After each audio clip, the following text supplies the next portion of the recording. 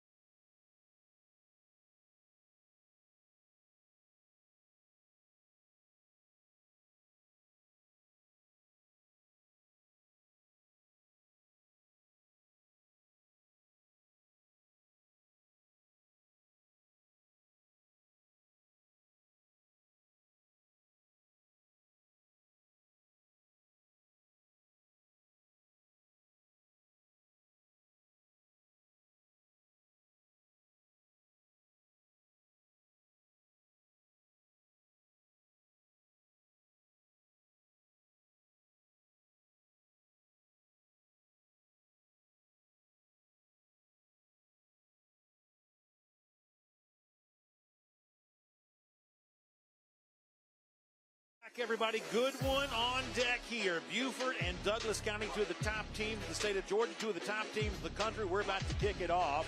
Let's go ahead and show you our coin toss here a moment ago. Coin toss was won by Buford. They defer their choice to the second half here. And you get a chance to see that presented by our friends at R.S. Andrews. Of course, we appreciate R.S. Andrews' support of Georgia high school football. Douglas County in their traditional navy blue with the gold. Buford in the green, the gold, and the white. We'll also get our weather update for you here there as well. And a conditions tonight that's still a little bit rainy, a little cooler than it has been, but a much improved forecast from what we were expecting a little earlier this week. In fact, presented by Personal Touch Lawn Care. We're just 73 degrees here right now. A little bit of wind coming in, not enough to make a difference in the game. Forecast is rainy, but we've got turf fields, not expecting lightning, and frankly, as we said before, Rusty, a much better forecast than we were initially anticipating. Yeah, the guys are kind of worried about it. No both teams practice with a wet ball at times this week, but looks like the weather's going to hold off, knock on wood, and we got a great evening, cool evening, should be dealing with cramps. It's going to be a great one, Brandon. J.D. Gregory will kick things off for Buford. And with that, we are underway. It is a short kick. Going to be fielded around the 30-yard line. Ball slips free. Watch that all night long. There's going to be a fight for the football. Buford's got it. And Buford's got it. We say it every week. Special we started are an adventure. Gregory kicked it short, presumably to stay away from the firepower that Douglas County has in its return game. and yet an up man not able to hold on to it, and Buford gets the first big break of the game. Wow, I said it today. I was in Score Atlanta doing their high school show, daily high school show, and I was asked what could be the difference tonight. I said, look, it could be special teams. Brandon Adams says it every week. Special teams matter in high school. So with this, we'll see Buford starters on offense. Our first chance to see Dayton Raiola, of course, the brother of Dylan Raiola. Also, tremendous tandem at running back. You see Ethan Irvin listed as a starter, but we'll see Justin Baker a lot. Really a trio of running backs will probably play a pretty good bit. And, of course, Jordan Allen, the name you saw there a moment ago, wide receiver, Louisville commit, a big part of this offense when they put it in the air. But on the ground here on first down, it's Justin Baker for a big game. The Tennessee commit gets down to the 30-yard line. You see Buford going 2 tight end. That's not unusual for them. 2 tight end set, 1 back. See the Douglas County starters on defense. Ladarian Williams, that's a defensive lineman, a major college prospect. Jalen Ray was also huge last week in the win against Langston Hughes. And Mike Hasty, the West Virginia commit there at the linebacker spot, he's had a big year as well. Raiola's in shotgun. I gave him too much credit a moment ago. They get to the 34, make it 2nd and 5. They say he was down there. Douglas County creeps guys up the line of scrimmage. Going to be a handoff again. Now there's room to run. Down the sideline. 10. Did he go out of bounds? No, he did not. Touchdown. Justin Baker gets Buford on the board. The Tennessee commit hits the seam, and he does the rest. You see the Tennessee towel there. I saw Tennessee coaches on the sideline earlier tonight. Did not take long for Buford to strike early. 5'11", 205-pound senior. Our scoring recap presented by Breda Pest Management. Good job by Baker staying in bounds. That'll bring on Gregory, who kind of started it all with the high short kickoff a moment ago, on to try his PAT.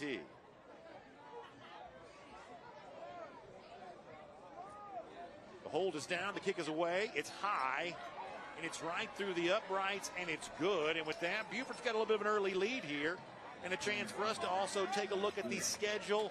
Already a tough one for Buford thus far. How about the remainder of the way as region play looms starting next week? Obviously a loss to begin the season against the high-profile game against Milton, but a win against perennial state champion Benedictine, blowout win last week against Roswell, now in 5A. And how about a region that we already knew the Mill Creek game was going to be circled? When you think about the way in which Collins Hill has played, all of a sudden that's a much more interesting region game on October the 4th. You'll see that they get a bye there going into that Collins Hill. Probably on paper wasn't thinking a whole lot about that game, but Collins Hill certainly has everyone's attention. They beat Grayson to open the season. That, of course, brought to you by the Georgia Sheet Metal and Air Conditioning Contractors Association. So J.D. Gregory is back out. A moment ago, he kicked it short. It turned into a fortuitous bounce for Buford. They got the football. We'll see if that's the strategy all night long or if he's content to kick this one away. 5 touchbacks on the season, so he can get it there for the season for him. So a lot less drama that time. Ball sails harmlessly into the end zone, and Douglas County will get a chance to get the ball on offense. Now, unfortunately for them, trailing 25 up to about the 26. Make it 2nd about 5 here now coming up. And for Buford on defense, Bryce Perry-Wright, we told you about in the open. Also, Buford kind of dealing with a little bit of an injury situation here. Right now you're not, seeing a guy like Jaden Perlotti starting. We do expect him to play. Nasir McCoy, another big-time prospect, not expected to start. We do expect him to play. So Buford's got talented players who are, at least for tonight, working their way back in the role of reserve. Look at number 3. We highlighted him in the opening for a reason. Bryce Perry-Wright gets off the block and gets to the running back before he gets going. I'm telling you, this guy's a player, man. He's 6'2", reminds me so much. He's got some of that Grady Jarrett to him, but watching that Oliver last night for Buffalo, they had all kind of issues with leverage. Watch him get off the block up top. See him strike the defender and then track the ball down. Good job there. That's why he's got 30-something offers already as a junior. And just like that, we're looking at 3rd and 5 here. Douglas County needs the 31 to continue the drive. That man-to-man at the bottom on Gregory. Bordeaux will be in the shotgun. He'll throw left side. That's going to be a pass complete and then short. Good job by Buford flying to that football there, making it now 4th and about 1 here coming up. Rakeith Kelly was the target. Yeah, Buford, a little twist stunt up front, ball out. Good job running to it and tackling. They're going to have to punt the ball. Yeah, so Douglas County close enough to think about it, but ultimately deciding to punt. And Jordan Allen will be the return man for the Wolves. We'll also see one of the wide receivers, Brandon Ellison, in as the role of punter here. He's punted a couple of times this season, averaging 38 yards on those punts. Be careful with Allen here, though. He is dynamic. This is a high punt, really pretty, nice spot. Allen's got a call for a fair catch, then he'll let it bounce. Takes a little bit of a Buford roll before finally being brought dead there at the 41-yard line. So good job by Ellison flipping the field. And Buford with a touchdown lead, getting ready to go back on offense again. We'll take a quick timeout. We'll show you more action from what we expect to be a really fun game here tonight. Glad to have you with us. With Life Alert, one touch of a button can get you help fast.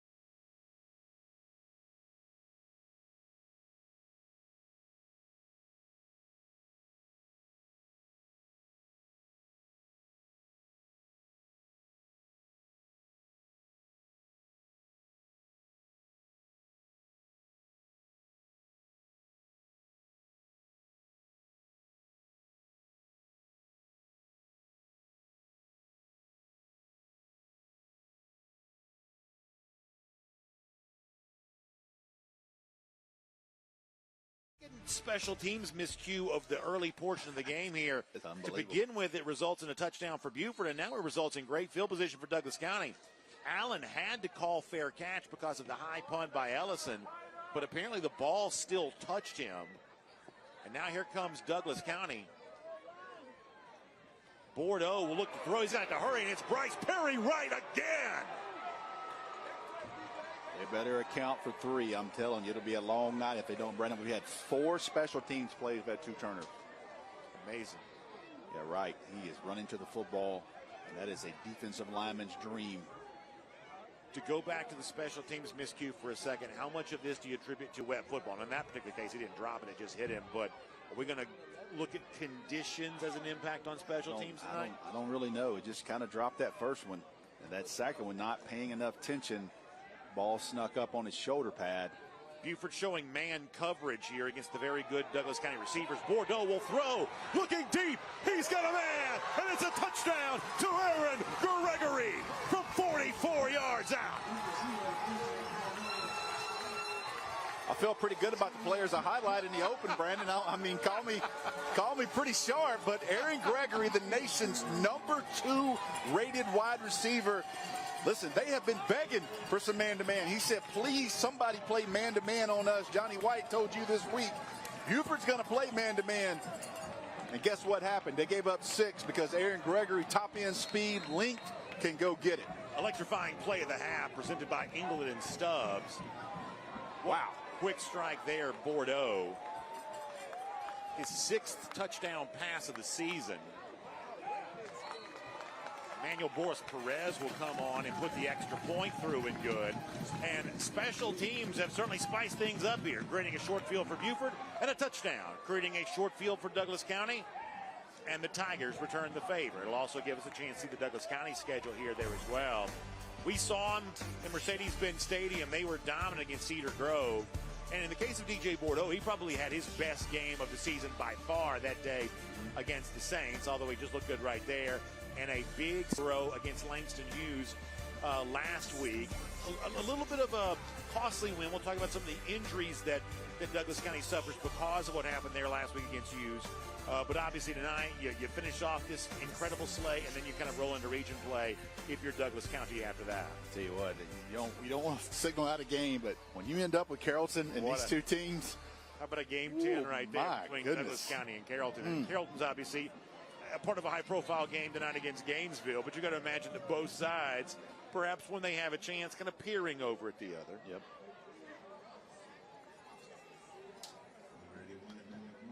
Yeah, I mentioned the injury situation. Joshua Sam Appel, a really good and very big prospect on the offensive line. He was injured last week. He's not able to play. Then a terrific player on defense, Jordan Carter, who's been a little banged up at times this year anyway. He was also injured last week, too, and he will miss tonight's game as well. That's a four-star prospect. So a little bit of a costly win last week for Douglas County, but Buford also dealing with some injuries on its own. And after a touchback, they'll get ready to go back on offense with a score of 7-7 here. Brandon Adams, Rusty Manziel, Kaylee Manziel mans the host position. Probably the windiest game we've had thus far this season. Yeah, Buford's going into the wind right now. If you look at the flag, it's going pretty good out. So Douglas County has it right now. Buford will have the wind to their backs the second and fourth quarter. See that breeze there? It's blowing pretty good on that end. So my read on this is it's windy enough to feel it. With two really good quarterbacks and strong arms, I'm assuming it's not enough to affect their throwing. I don't think so. Maybe a kick or two late. That's worth watching. Raiola will pitch left side. First time today to see Irvin running, and that's Ethan Irvin, the FAU commit, on the ground that time for the Wolves. I mean, nice touch there by both teams wearing the A on the back of their helmet tonight for Appalachia.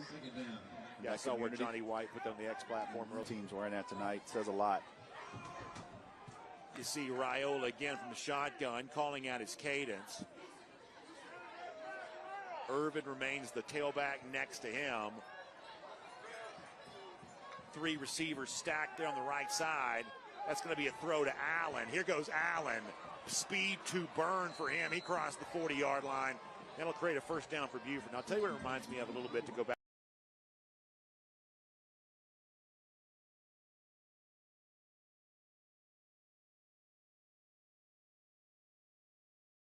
The Appalachia sticker.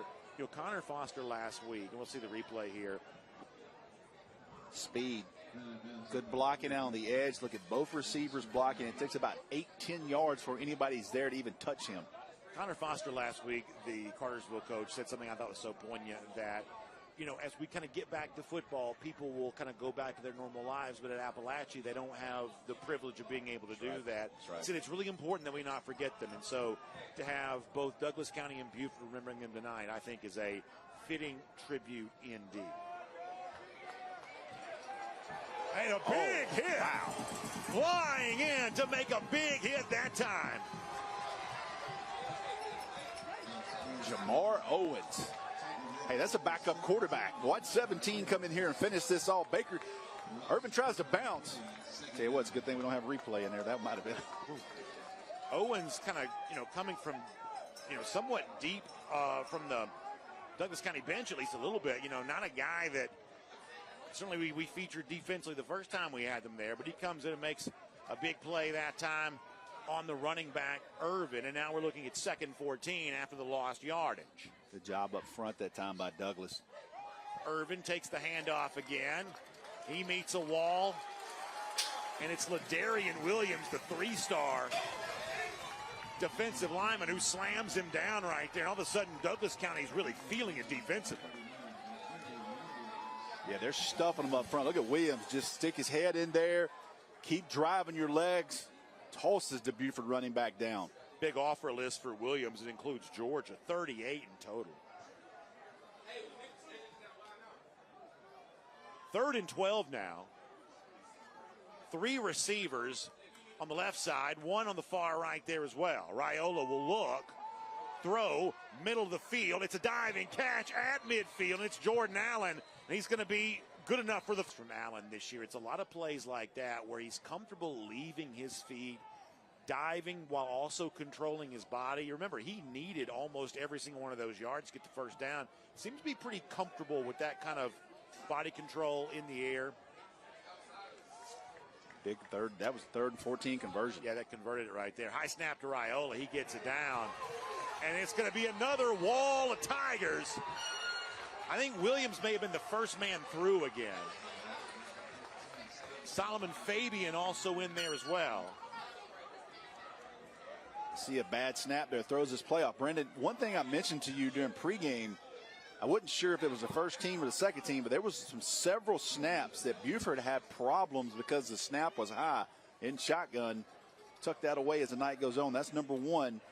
And when you have a snap like that, it throws the timing off for everything on a play like that. It was the sophomore linebacker, Stephen Jones, who actually made first contact that time. Raiola will now come out of the shotgun, go under center after the lost yardage.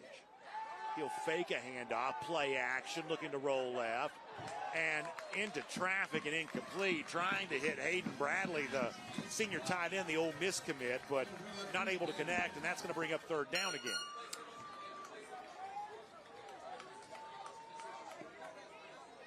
Yeah, you're looking screen here or something. Maybe try to pop one and get you enough to go for this. If you don't try to get it all. Tigers playing with a lot of juice defensively. They listen. That's a Johnny White staple. I mean, they're not going to back down tonight. Guarantee you that.